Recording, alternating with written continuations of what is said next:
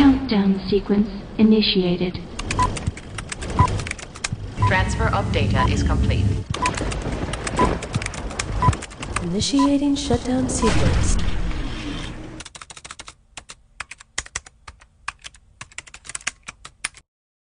Hi, I'm Matt Hartley, technology reporter for the Globe and Mail. Welcome to the fourth installment in our Download Decade video series, The Politics of Copyright. Canada is facing a crisis of copyright. The Canadian Copyright Act has not been updated since 1997. Now, to put that in perspective for you, that's 2 years before the rise of Napster and 4 years before the first iPods went on sale. Although Canada signed the World Intellectual Property Organization's Copyright Treaty in 1996, it never ratified it. Today, there exists a fierce debate about what new copyright legislation in Canada should look like. Some experts believe that the Conservatives' bill put too much power in the hands of rights holders and handcuffed consumers. Others argue that the legislation didn't go far enough and that more stringent measures are required to protect Canadian cultural industries. To illustrate this debate, we've invited two of Canada's leading copyright experts to answer a series of questions in a sort of video debate. On one side, we've got Michael Geist. I'm Michael Geist, a law professor at the University of Ottawa, where I hold the Canada Research Chair in Internet and E-commerce Law. On the other side, we have Barry Suckman. I'm Barry Suckman. I'm a partner with McCarthy Tatro, and I'm co-chair of its technology law group.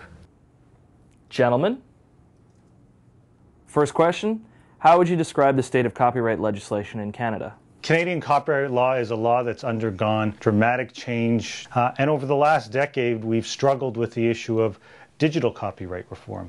Now, I think the Canadian copyright law has actually proven remarkably resilient. We see a huge amount of innovation taking place in Canada using the current copyright law. So the failure to enact some new digital copyright reforms, I don't know, has left us much the worse for wear. In fact, we're seeing the kind of innovation that I think many would hope for. But that said, there is room for improvement. I think at this point in time, Canada is in a good position to put forward legislation not based on 1990s principles and the thought of what the internet and new technologies might look like, but rather put forward something that's truly forward-looking, that allows Canada to have a leading-edge copyright law. It was born in the early 1900s, enacted in 1924, at the age of perforated rolls and mechanical contrivances. The Canadian Act has definitely not kept pace with the 21st century challenges. In fact, Canada is probably the laggard among all its trading partners. All of Canada's major trading partners have implemented the WIPO copyright treaties. Canada signed the treaties back in 1996 and still hasn't implemented them. Canada's trading partners all have robust measures to deal with piracy and counterfeiting, and Canada has not kept pace. What has Canada's failure to update its copyright legislation done to its international reputation? Canada is a member of the G8, and all of its trading partners expect that Canada would have a robust set of intellectual property laws. The IIPA recently released what it calls its Section 301 report, and in that report it recommended that Canada be placed on the priority watch list among nations that have the worst copyright laws around the world. And Canada has the good fortune to be in the company of Russia, the Philippines, Egypt, and other countries who have very severe counterfeiting and piracy problems. This past April, the United States Congress held hearings on piracy, and Canada was singled out in those hearings as being a country with a very severe counterfeiting problem, and it was accused of being a major focal point for the transshipment of counterfeit goods into the United States. Canada's decision not to move forward to date with ratifying the WIPO Internet treaties hasn't done nearly the harm that some would suggest. If some were to believe be believed, you'd think that Canada is the piracy equivalent to China or Russia. The reality is that it's nowhere near that. Certainly there's been a great deal of pressure brought on Canada from the United States. But if you go elsewhere around the world, to many countries that we'd see as peers, the Scandinavian countries, Australia, New Zealand, they actually take a look at Canada as potentially a model for how to think through some of these reforms without a knee-jerk response that meets the U.S. pressure. Bill C-60 that was put forward a couple of years ago served as a model for a number of other countries about how to do it right. And while Canada finds itself on lists like the U.S. Trade Representative's Special 301 list, with about 50 other countries representing about 4 billion people on this planet, we've actually tried to move forward with an approach that meets our own national interest. And that certainly shouldn't be subject to criticism from anyone, much less Canadians. What's the biggest misconception about copyright legislation in Canada?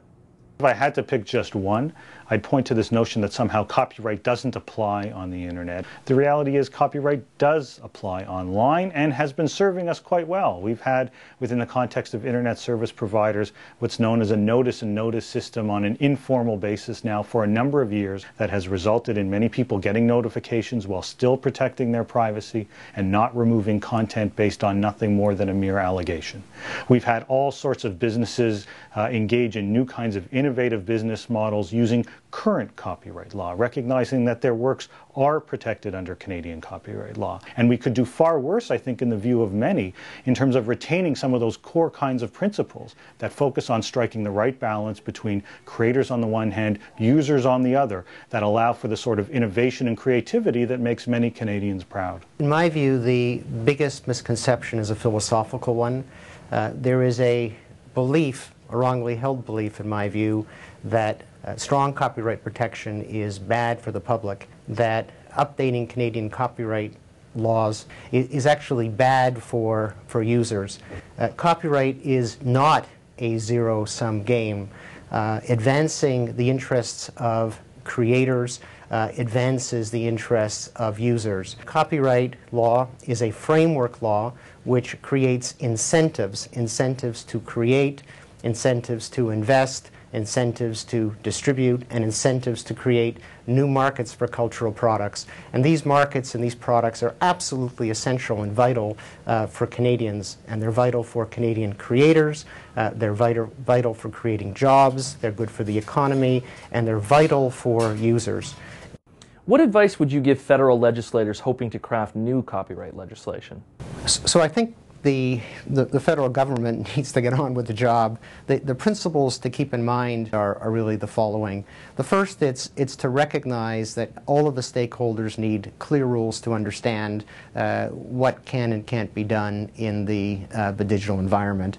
The second is to learn from our major trading partners.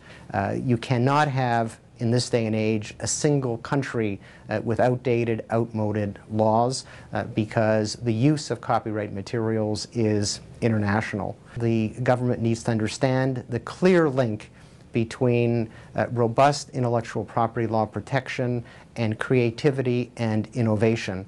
And lastly, I'd say copyright amendments have tended to be controversial. The government knows, I think, what its priorities need to be to implement the WIPO copyright treaties, as well as amending the laws to clarify liability related to ISPs. And the principles that were in the preamble to the bill, which recognize the need for following international standards and norms, and which recognize the link between innovation and creativity, are the paramount principles for the government to follow. I think we'd start off with noting that this is a complex area. There has been a tendency to think that all of this will just go away if we ratify the WIPO Internet treaties. The reality is that it's far more complicated than that. That kind of legislation hasn't served artists well. It hasn't served those very businesses well. Instead, what I think we need is for the federal government to promote the kind of dialogue that we've started to see here in Canada.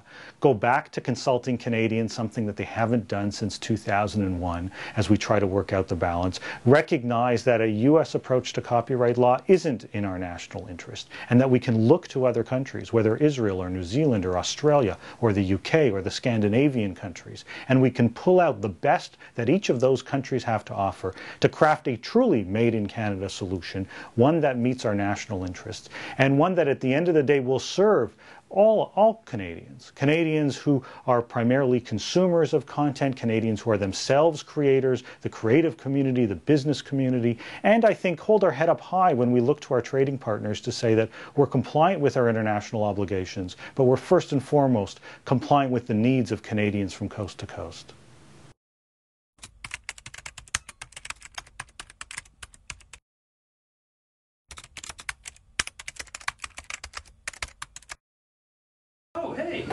were just supposed to give you a call. Good. How you doing? Oh, I see. It's just on the web. That's cool. Good? Okay for this, okay. And where do you want me to look?